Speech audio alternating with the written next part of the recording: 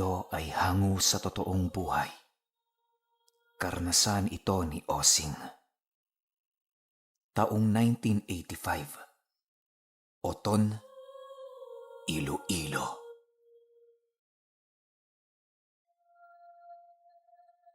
Itong mga panahong ito, kakauwi lang ni Osing sa Iloilo. Tubong Iloilo ang kanyang mga magulang, subalit hindi siya doon lumaki.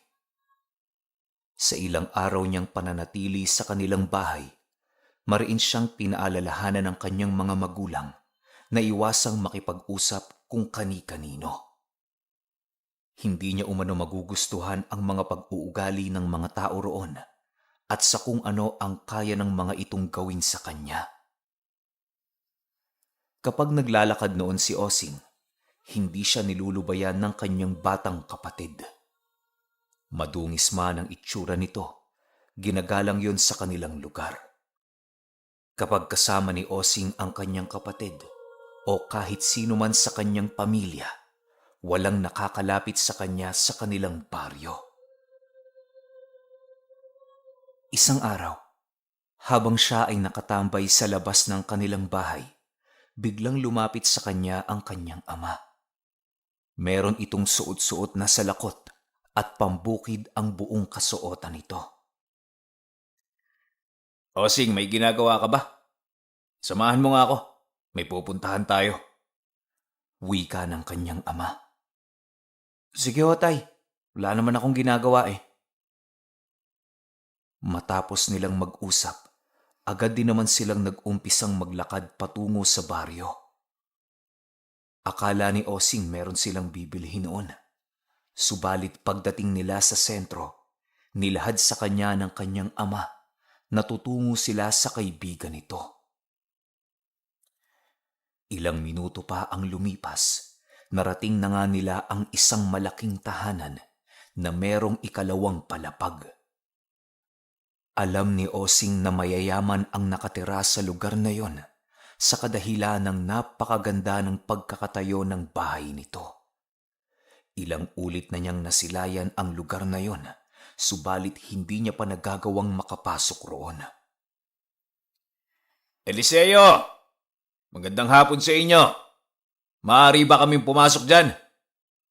Wika ng kanyang ama habang kinakatok ang pintuan ng bahay. Maya-maya pa, bigla naman itong binuksan ng kasambahay ng may-ari upang sila ay papasukin. Pasok ko kayo, Tandang Ignacio. Naghihintay na ho sa inyo sa sala ang aking mga amo. Bungad na wika ng kasambahay. Nang marinig ito nila Osing, agad din naman silang pumasok ng walang pagdadalawang isip. Pagbukas ng pintuan ng bahay na yon, bumungad sa kanilang dalawa ang buong pamilya ng may-ari na naghihintay. Nakaupo lamang ang mga ito at hindi kumikibo. Habang naglalakad papalapit sa mga ito ang mag-ama, dahan-dahan ang napansin ni Osing ang kakaibang kilos ng pamilyang kanilang binisita. Eliseo, masaya akong makita kang muli. Kaya ako naparito sa bahay mo dahil may natatanggap akong balita tungkol sa binabalak ng mga kalahi mo sa anak ko. Naninirahan kami dito ng mapayapa at may kasunduan sa inyo. Kaya na may nais kong galangin nyo ang sino man sa aking pamilya. Alam kong alam mo ang bagay na ito dahil ikaw ang namamahala sa iyong mga kauri. Huwag mong hayaan, Eliseo, na ang simpleng pag-uusap na ito ay humantong sa hindi natin pagkakaunawaan. Wika ng kanyang ama. Nang marinig ito ni Osing, ay halos hindi niya magawang maintindihan ang ibig sabihin ng kanyang ama sa mga binitawan nitong salita. Animoy meron pa itong matinding kahulugan na hindi niya lubusang maunawaan. Ilang minuto pa ang lumipas, bigla namang itinaas ni Eliseo ang kanyang kamay. At kasabay nito ang paghatid ng kanyang mga katulong ng mga prutas para magsilbing merienda ng mag-ama. Pasensya ka na, Ignacio. Hindi ko inaasahang merong magtatangka sa buhay ng anak mo. Huwag kang mag-alala. Kapag nalaman ko kung sino ang nagsagawa ng pagbabanta na ito, papatayin ko sa harapan mo. Walang puwang sa lugar natin ang mga traidor at mapangahas sa sino mang nilalang na itinuturing kong kaisa at kauri. Sagot naman ni Eliseo ng buong pagpapakumbaba. Matapos nilang mag-usap, ninais muna nilang lantakan ang kanilang pagkain. Karne ang kinakain ng pamilya ni Eliseo, samantalang sa mag-ama naman ay prutas lamang. Hindi na noon nagreklamo si Osing, subalit sa isip-isip niya, napakaramot naman ng pamilyang yon. Bago nila tuluyang nilisan ng lugar, matinding pagpapatawad ang ginawa ng pamilyang yon para sa mga nangyari. Gulat na naman noon si Osing sa kadahilan ng hindi niya inaasahan na ganun pala kataas ang reputasyon ng kanyang ama sa baryong kanyang kinagisnan. Habang sila ay naglalakad papauwi sa kanilang bahay, panay naman ang pagtatanong ni Osing tungkol sa mga nangyari. Kahit anong pag-iisip kasi ang gawin niya, hindi niya alam kung ano ang pinagtatalunan ng dalawa. Tay, ano ho ba ang nangyari? Sino ho ba ang binabantaan? At saka, kaano-ano ba natin ang mayamang pamilyang yon? Tanong ni Osing sa kanyang ama. Sila Eliseo, Osing, ay kapamilya din natin. Hindi sa dugo, bagkus ay sa sanduguan. Ang mga naging pag-uusap namin kanina ay mga paglilinaw lamang. Nais kong makasiguro na nasa panig pa rin natin sila upang hindi tayo malagay sa alanganing sitwasyon. Pasensya ka na, anak, dahil ang pagbisita mo sa ating baryo ay hindi naging maganda. Sagot naman ng kanyang ama. Nang marinig ito ni Osing, ninais na lamang niyang tumahimik kahit labis siyang naguguluhan. Pagkarating nila sa kanilang tahanan, hindi sila dumaan sa entradang pinto ng kanilang bahay. Pinili nilang dumaan sa likod kung saan merong naghihintay na isang balde ng tubig na punong-puno ng dahon ng kalamansi. Bago ka pumasok, maligo ka.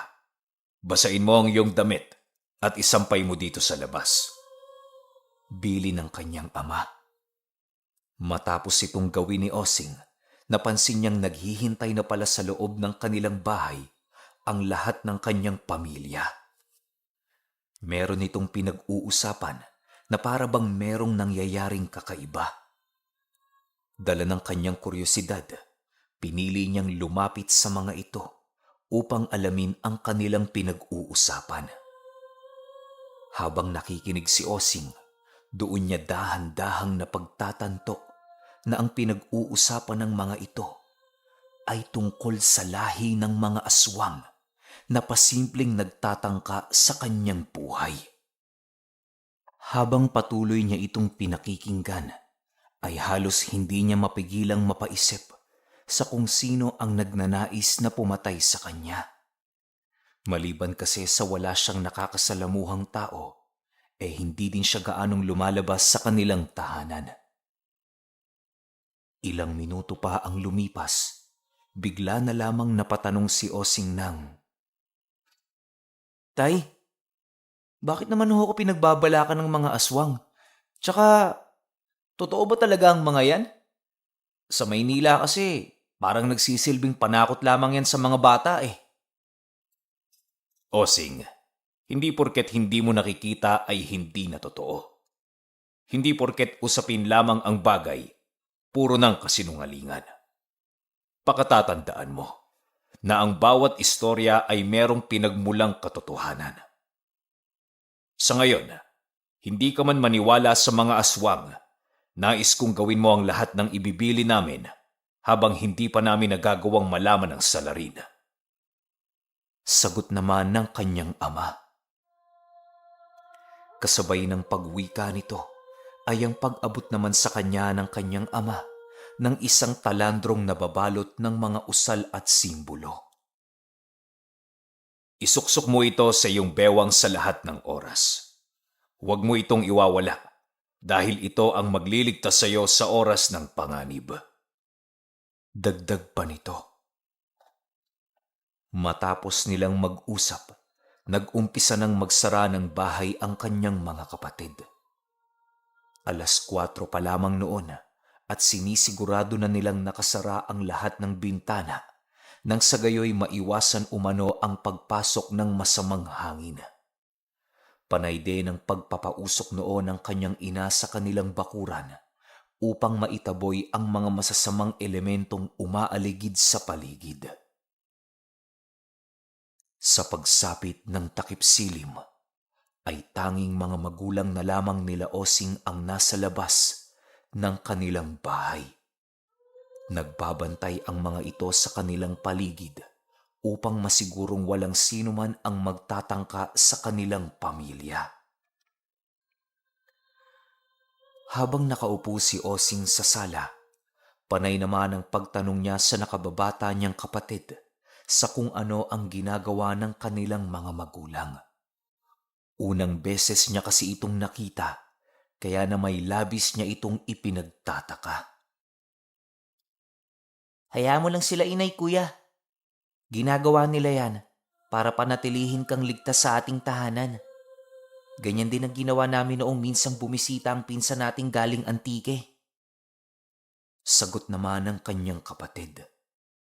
Dagdag pa nito na ang pagbabantay na ginagawa ng kanilang mga magulang ay para maipakita sa mga aswang na wala silang kinatatakutan. Marami na ding napatay ang mga magulang ni Osing na iba't ibang lahi ng mga aswang at mga engkanto. Hindi ka ba nagtataka, kuya, kung bakit ginagalang ang ating pamilya sa baryong to? Dagdag na tanong ng kanyang kapatid. Hindi na ako nagtataka dahil alam ko na marami na siyang kakilalang mayayaman kaya tayo ginagalang. Sagot naman ni Osing. Nagkakamali ka, kuya. Kaya tayo ginagalang sa lugar na to dahil tayo lang ang pamilyang walang dugong aswang na nakatira rito. Lahat sila ay takot sa atin dahil sa taglay nila amang malalalim na karunungan.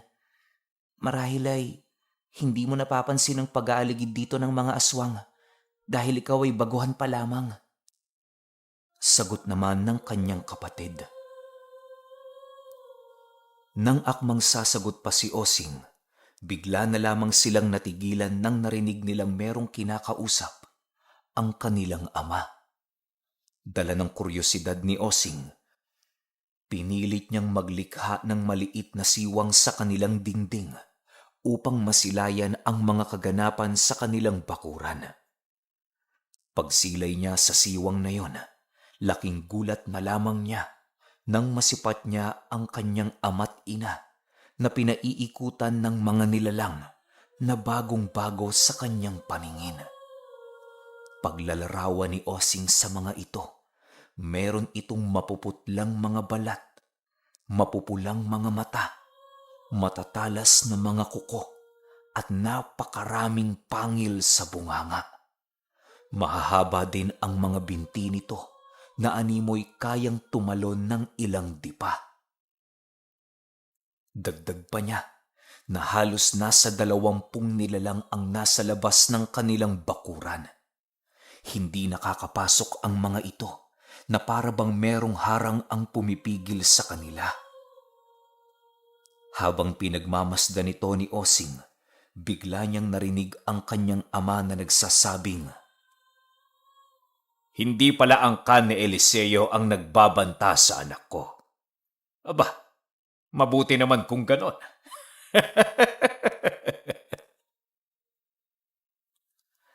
Kasabay ng pagwika ng ama ni Osing, ay siya namang pagtayo ng kanyang ina upang maghanda sa mga maaaring mangyari. Nang marinig nila ang pag-angil ng mga nilalang ngayon, ay agad naman itong sinugod ng mag-asawa upang umpisahan ang digmaan. Subalit bago pa man sila lumapit sa mga ito, laking gulat na lamang ni Osing nang biglang merong sumunggab sa mga nilalang na malaaso ang kaanyuan. Kagaya ng mga ito, ay meron din itong nanlilisik na mga mata, subalit nagdadala yon ng isang napakabahong simoy ng hangin. Nang makita ito nila Ignacio, pinili nilang tumigil sa kanilang kinaroroonan upang pagmasdan ng mga pangyayari.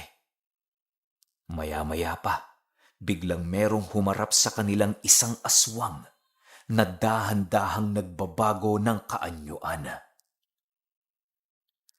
Ignacio, pasensya ka na sa aming pangingialam. Hayaan mong kami na ang pumatay sa mga demonyong ito para namang kahit papaano'y patas na tayo. Wika ni Eliseo. Nang marinig ito ng ama ni Ignacio, bigla na lamang niyang inihipan ang apoy na naroon sa dulo ng kanyang tungkod. Ang kanyang asawa naman ay dahan-dahan ang itinago ang kanyang hawak na kawayan na nagliliwanag. Matapos nila itong gawin, agad din naman silang bumalik sa kanilang kinauupuan upang pagmasdan ang buong paligid. Maya-maya pa, bigla na lamang nawala sa paningin ni Osing ang mga nilalang na naglalaban. Hindi na niya ito nagawang sundan ng kanyang paningin dahil sa napakadilim na ng paligid. Nang masipat niyang papasok na ang kanyang ama't ina, ninais niyang takpan ang siwang na yon upang hindi nito malaman na nanonood siya. Subalit ang ginawa niyang hindi pagsabi sa mga ito ng kanyang ginawa ay isa palang napakalaking pagkakamali. Kinaumagahan, paggising ni Osing, bigla na lamang niyang naramdaman ang bigat ng kanyang buong katawan. Sa sobrang bigat nito, hindi niya nakakayang igalaw ang kahit isa sa kanyang mga daliri. Kahit anong pilit ni Osing na gawin ang bagay na yon, ay talaga namang napaka-imposible nito para sa kanya. Nang wala na siyang maisip na paraan, doon na siya nag-umpisang humingi ng tulong sa kanyang mga magulang. Pagkaalam nito ng kanyang sinapit, ay agad naman siyang pinainom ng langis upang maibsan ang kanyang paghihirap. Naibsan naman ito ang bigat ng kanyang pakiramdam, subalit hindi din yon tumagal.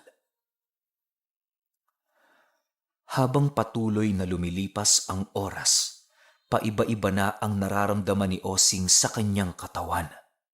Paminsan-minsan, hindi niya napipigilang sumigaw, gawa ng nakakaramdam siya ng mga hayop na gumagalaw sa ilalim ng kanyang tiyan at dibdib. Animoy meron doong napakalaking sawa na nagpupumilit lumabas at kumawala. Nang malaman yon ng kanyang ama, doon pa lamang nito nakumpirma na maaaring nabarang si Osing ng isang aswang na nakaharap nila noong gabi. Osing, umaming ka nga. Sumilip ka ba kagabi? Galit na tanong ng kanyang ama. Pasensya ng hutay. Hindi ko sinasadya. Sagot naman ito. Nang marinig ito ng kanyang ama, tanging pagmumura na lamang ang nagawa nito. Sa puntong yon, doon na niya nakumpirma na maaaring nalagyan nga ng sumpa si Osing ng gabo ng kanilang nakaharap. Dahil sa mga nalaman ni Ignacio, labis-labis lamang ang kanyang pagkagalit sa angkang sinubukang lipulin nila Eliseo. Halos hindi niya akalain noon na meron palang natatangi sa kanilang kaaway na ang tanging pakay lamang ay si Osing. Alam niyang isang pinuno ang nagbigay ng sakit na yon sa kanyang anak sa kadahilan ng walang kakayahan ang mga galamay nito na gumawa ng usal para sa pagpapakapit ng sakit sa ordinaryong tao. Ayon kay Ignacio, na ang kadalasang kinakapitan ng ganong sakit ay ang mga taong walang puder o bakod sa kanilang mga katawan. Simpleng sumpa lamang yon, Subalit nagdudulot ito ng pinsala at kamatayan sa mga taong walang alam sa lihim na karunungan. 2 araw lang din ang itatagal ng sumpang yon bago tuluyang lamunin ng serpenteng napaloob sa katawan ng biktima ang lahat ng kanyang kinakailangan upang mabuhay sa lupa. Dagdag pa nito, nakilala ang sumpang yon sa kanilang pamilya bilang agak. Nasa dialekto ng Engkanto ang salitang yon na ang ibig sabihin ay espiritual na lason. Sa pagsapit ng hapon noong mismong araw, napagpasyahan ni Ignacio na dalhin si Osing sa bahay nila Eliseo. Humingi siya ng tulong upang magawa niyang matunton ang kinaroroonan ng lahing yon sa loob ng napakaiksing panahon. Hindi naman siya binigo ng kanyang kaibigan at sinamahan siya nito ng buong puwersa. Kasakasama nila noon ang mga malalakas na tauhan ni Eliseo upang masiguro ang kanilang kaligtasan. Pagdating nila sa isang malaking sapa, bumungad sa kanila ang isang maliit na sityo na pinaghihinalaan nilang pugad ng kanilang mga kaaway. Walang sabi-sabi, agad itong tinungo ni Ignacio habang akay-akay ang kanyang anak. Nakaalalay lang naman noon ang kanyang asawa upang paghandaan ang mga pangyayaring hindi nila inaasahan. Maya-maya pa, bigla naman silang sinalubong ng mga matatanda sa lugar na yon habang nakangiti. "Anong pakay niyo dito, Ignacio?" tanong ng supremo ng kanilang lugar. Tinatanong mo ko kung anong pakay ko? Sa sinabi mong yan, parang pinapalabas mong wala kang kaalam-alam sa mga kaganapan noong nagdaang gabi. Bueno, dahil hindi mo alam, hayaan mong ipaalam ko sa iyo. Kaya ako naparito dahil meron sa iyong pamilya ang nagbigay ng agak sa aking anak. Bawiin niyo ito bago pa dumanak ang dugo sa lupang kinatatayuan ninyo. Pagbabanta ng ama ni Osing. Nang marinig ito ng matanda, tumawa lang naman ito habang dahan-dahang nagiging seryoso. Maya-maya pa, bigla nitong ikinumpas ang kanyang kanang kamay at kasabay nito ang paglabas ng isang binatilyong pinaghihinalaan ni Ignacio na nagbigay sakit sa kanyang anak. Parehong-pareho kasi nito ang esensya ng agak na dumadaloy sa katawan ni Osing nang minsan niya itong tangkaing gamutin. Matapos itong masilayan ng kanyang ama, dali-dali naman siya nitong ibinigay sa kanyang ina upang siya ay mabantayan ng maigi. Matapos itong gawin ng kanyang ama, bigla na lamang itong sumugod sa kinaroroonan ng mga nilalang nang walang pagdadalawang isip. Nalalapit na dinoon tumalikod ang haring araw sa kalupaan, kung kaya't hindi naging mahirap para sa kanilang mga kaaway ang magbago ng kanilang kaanyuan. Nang masipat ni Eliseo ang pagsugod ng kanyang kaibigan, agad din naman nila itong sinundan para alalayan. Paglapat ng tungkod ni Ignacio sa tubig, bigla namang lumiyab ang dulo nito na siyang labis na ikinagulat ng mga aswang sa paligid. Paglapit niya sa mga aswang na papasugod din sa kanya, walang habas niya itong pinaghahataw ng kanyang tungkod. Sinasabayan niya din yon ng mga pamakong usal upang hindi na magawa ng mga itong makalaban. Kapag humahandusay ang mga aswang sa lupa, walang awa itong hinahampas ni Ignacio ng kanyang nagliliyab na tungkod. Matapos niya itong gawin, agad namang nalulusaw ang mga aswang, hanggang sa kalansay na lamang ang matira sa kanilang mga katawan. Sa pagpapatuloy ng digmaan, kitang-kita ni Osing ang pagkalagas ng iilan sa mga kasamahan ni Eliseo. Sa sobrang dami kasi ng mga nilalang sa paligid noon, hindi nagiging sapat ang bilang ng mga kaibigan ng kanyang ama. Bago pa man sumapit ang hating gabi, nangalahati na ang bilang ng mga tauhan ni Eliseo. Kahit ganun pa man ang nangyari, patuloy pa rin silang nakikidigma, alang-alang sa kanilang kaibigan. Pagpatak ng alauna ng madaling araw, bigla na lamang nag-anyong tao ang lahat ng aswang sa paligid habang dahan-dahan silang nanghihina. Nagtangkapang tumakbo ang anak ng supremo ng lahi na yon, subalit nagawa siyang abutan ni Ignacio. Bawiin mo ang sumpang ibinigay mo sa anak ko! Bawiin mo! Wika ni Ignacio habang dahan-dahang itinatarak ang kanyang tungkod sa nanghihinang katawan nito. Nang mapagtanto ng aswang na wala na siyang pagpipilian, agad din naman niyang sinunod ang nais nito kahit labag sa kanyang kalooban. Habang pinagmamasdan niya itong merong hinihila sa kanyang dibdib, nararamdaman niya naman ang pagginhawa ng kaluluwa ni Osing. Yan na ba ang lahat? Wala ka na bang itinira? Tanong ni Ignacio. Wala na po. Pakiusap, huwag niyo akong patayin. Mangiyak-ngiyak na sagot ng nilalang. Nang marinig ito ni Ignacio, ay ninais niya munang pakinggan ang paghingi ng tawad nito.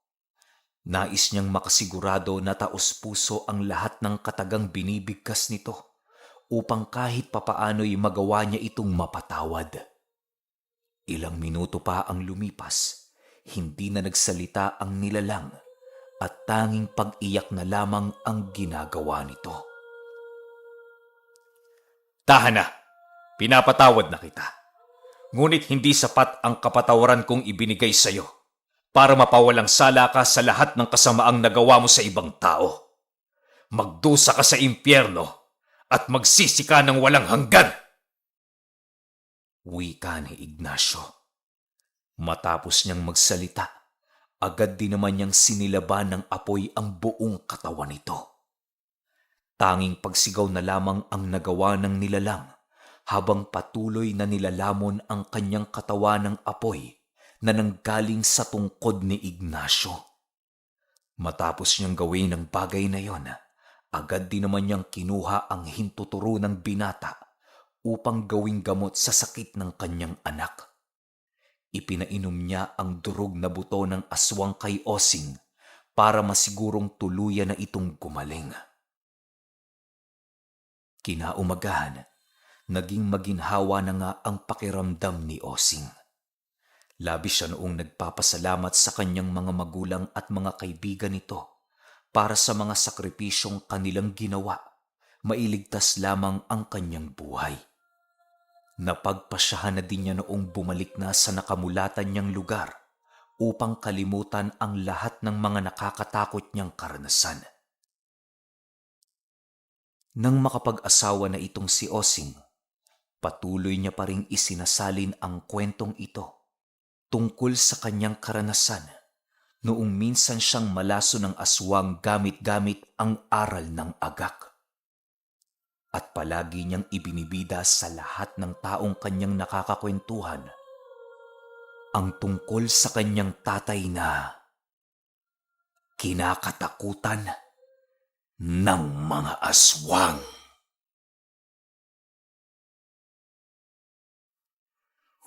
Okay, grabe lupit ng kwento na to. Isipin nyo. Kayo lang yung pamilyang hindi aswang doon sa isang buong baryo, tapos lahat ng aswang na nakatira doon takot sa pamilya ninyo. Isipin nyo kung gaano kayo kaastig, gaano kayo kaangas, kung gaano kalakas yung aral na taglay-taglay ninyo para katakutan kayo ng ilang pamilyang aswang na naroon. Tsaka diba may pinuntahan pa silang ibang lugar tapos kilala pa rin yung tatay niya hanggang doon. Grabe, sana series, no? Tas alam niyo yung bawat sitio ng lugar, kilala talaga siya, tas takot talaga lahat.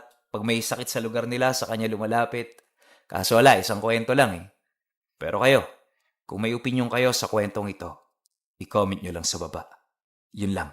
Hanggang sa susunod na kwento. Salamat.